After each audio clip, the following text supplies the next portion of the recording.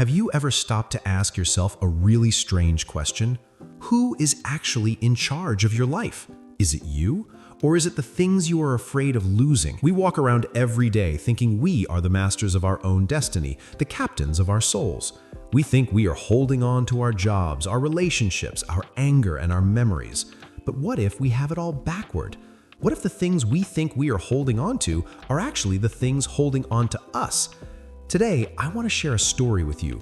It's a simple event that happened in a small village, but the lesson behind it is so powerful, it might just wake you up from a long sleep. Our story begins on a beautiful, dusty afternoon in the countryside. There was a teacher named Mr. Robert. He wasn't just a regular teacher who taught math or history, he taught philosophy.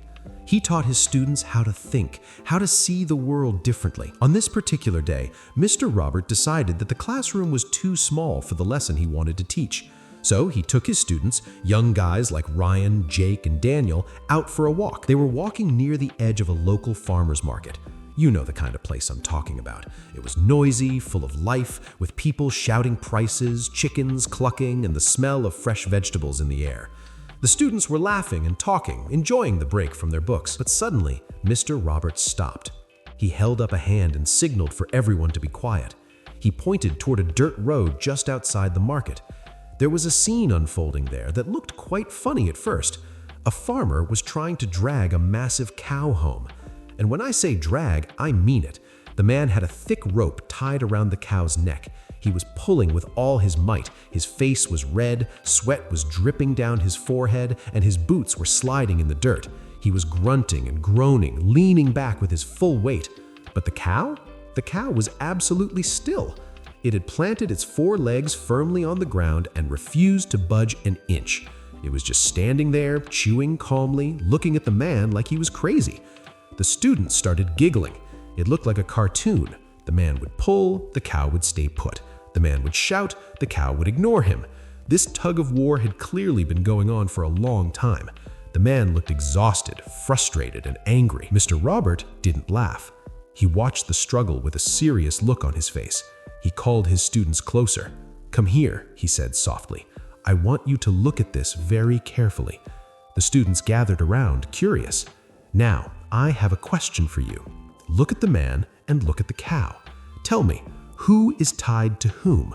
Who is the master here and who is the slave?" One of the students, Jake, didn't hesitate.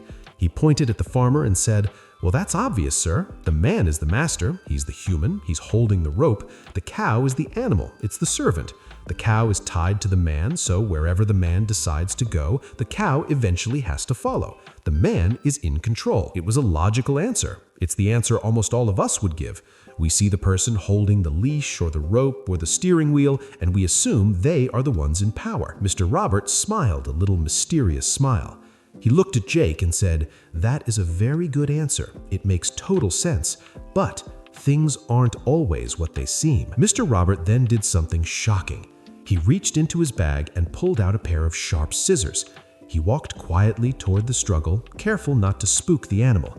The farmer was so busy pulling and cursing that he didn't even notice the teacher approaching.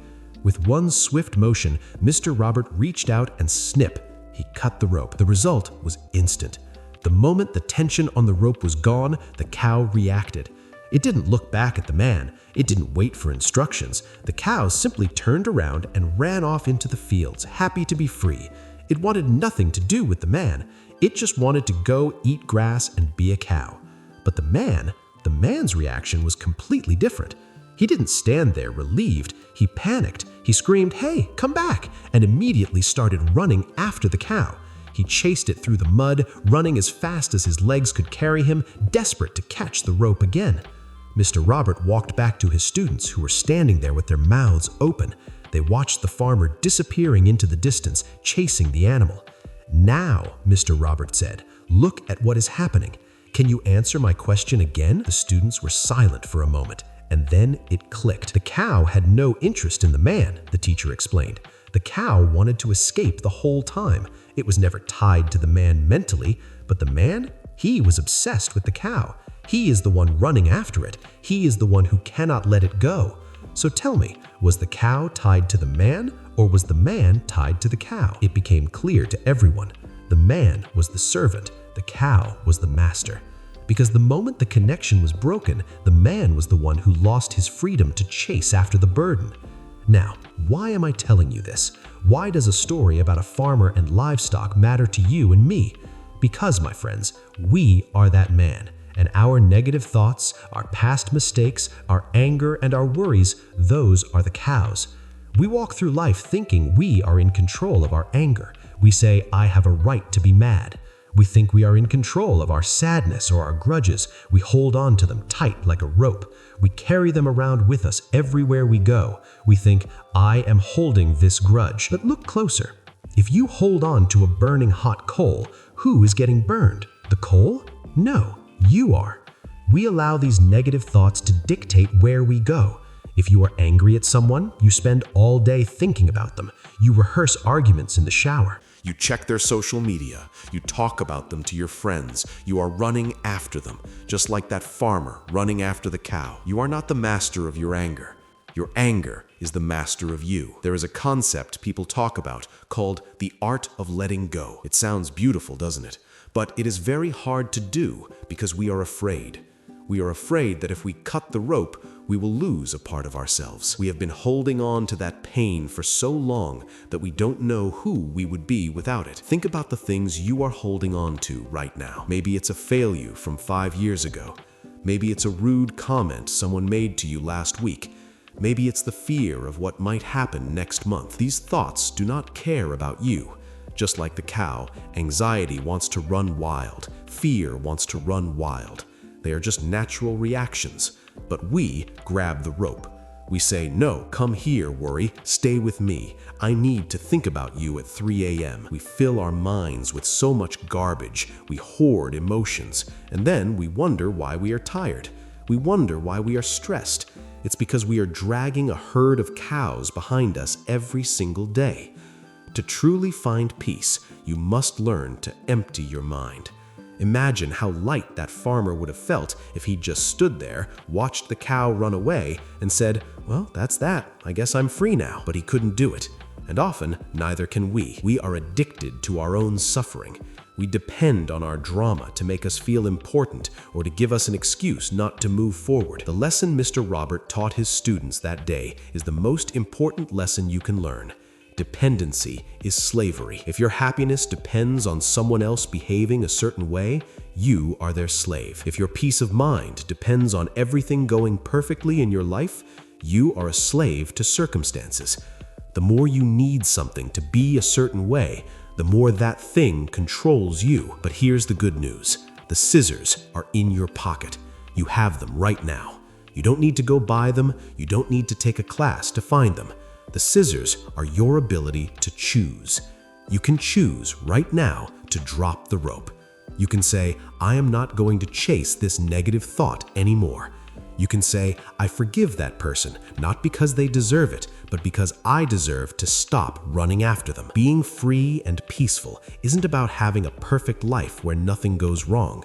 It's about not tying yourself to the things that do go wrong.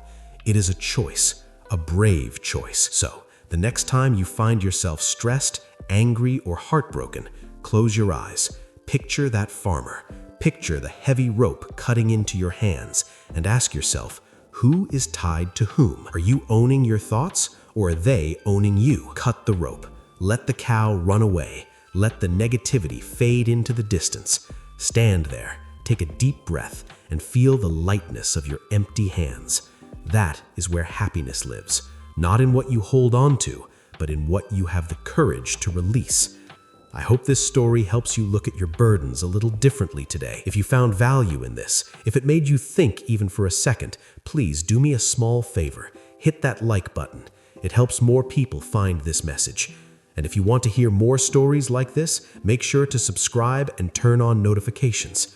I'll be back soon with another story to help you navigate this crazy journey called life. Before I go, I want to leave you with one final thought. Life is essentially a motivational story that we write every day.